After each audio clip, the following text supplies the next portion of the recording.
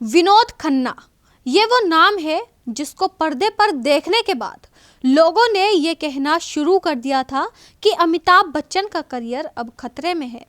70-80 के दशक में जब अमिताभ एक के बाद एक हिट फिल्म दे रहे थे, तब विनोद खन्ना ने ऐसा सिक्का जमाया कि अमिताभ बच्चन का स्टारडम हिलने लगा था और विनोद खन्ना का करियर पीक पर था।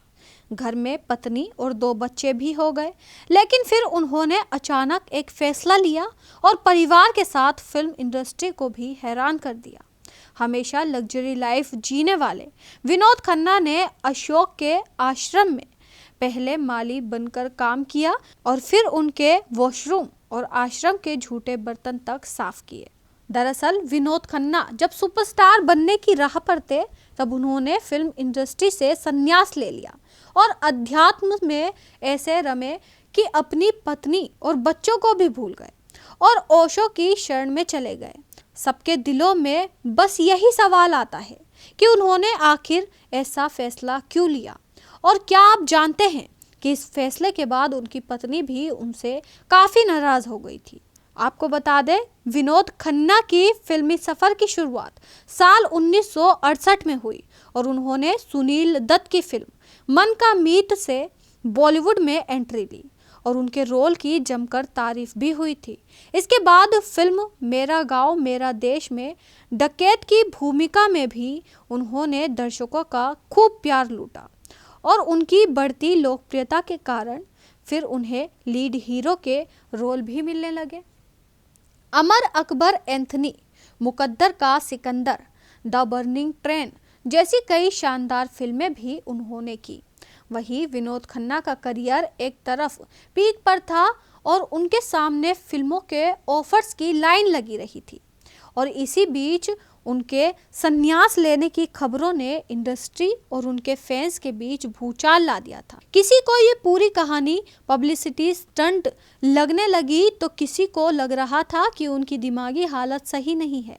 ऐसा इसलिए हो रहा था क्योंकि बॉलीवुड में इससे पहले इतना बड़ा स्टार अपने करियर की उस ऊंचाई तक पहुंचकर कभी इस तरह वापस नहीं लौटा। मीडिया रिपोर्ट्स की अगर माने तो विनोद खन्ना आचार्य रजनीश के चक्कर में ना पड़ते तो शायद बॉलीवुड का इतिहास कुछ और होता। शायद अमिताभ बच्चन इतनी आसानी से सुपरस्टार नहीं बनते और विनोद खन्ना का करियर उनके आसपास ही होता। कहा जाता है कि उस दौर में उनके पास सब कुछ था, पत्नी, 2 प्यारे बेटे, घर, कार, पैसा, सब कुछ, लेकिन उसके बाद भी वे खुश नहीं रह पाते थे। घंटों सेट पर काम करते थे और पैकअप के बाद रोजाना शराब पीते थे। उन्हें गुस्सा काफ़ी आता था और यही वजह थी कि वे कई स्ट्रीट फाइट में भी फंसे हुए थे और खुद को सुधारने के लिए उन्होंने योग का सहारा लिया, मेडिटेशन भी शुरू किया। तभी उनकी मुलाकात आचार्य रजनीश से हुई और फिर सब कुछ बदल गया। लोग ये जानना चाहते थे कि आखिर उन्होंने ओशो की शरण में जाने का फैसला क्यों लिया। बताया जाता है कि ओशो की एक कहानी सुनकर वह उनसे काफ़ी प्रभावित हुए थे।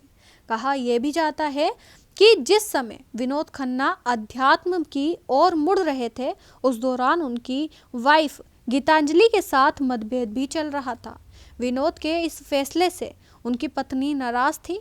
विनोद खन्ना ने उस वक्त फैसला लिया कि वे मुंबई का ग्लैमर छोड़कर पुणे में कोरेगांव पार्क में रहेंगे और साल 1982 में विनोद खन्ना ने एक प्रेस कॉन्फ्रेंस बुलाई। प्रेस कॉन्फ्रेंस में विनोद खन्ना के अलावा उनकी पत्नी गीतांजलि और बेटे अक्षय और राहुल भी मौजूद थे। उन्होंने इस बार ऑफिशियल घोषणा कर डाली कि वे गुरु रजनीश का शिष्य बनने के लिए फिल्म इंडस्ट्री को छोड़ रहे हैं। विनोद खन्ना ने अपने इंटरव्यू में कहा था, मेरे परिवार में 6-7 महीने में 4 लोग एक के बाद एक करके गुजर गए, जिसमें मेरी माँ और मेरी अजीज बहन थी। मेरी जड़ें हिल गई। मुझे लगने लगा कि बस अब एक दिन में मैं भी मर जाऊंगा। दिसंबर 1975 में एकदम मैंने तय किया कि मुझे ओशो के पास जाना है। इसके बाद जब वे दर्शन के लिए पहुंचे तो ओशो ने पूछा, क्या तुम संन्यास के लिए तैयार हो? विनोद ने जवाब दिया, मुझे नहीं पता, लेकिन आपके प्रवचन मुझे बहुत अच्छे लगते हैं। ओशो ने उनसे संन्यास लेने की जब बात कही तो वह तुरंत राजी हो गए।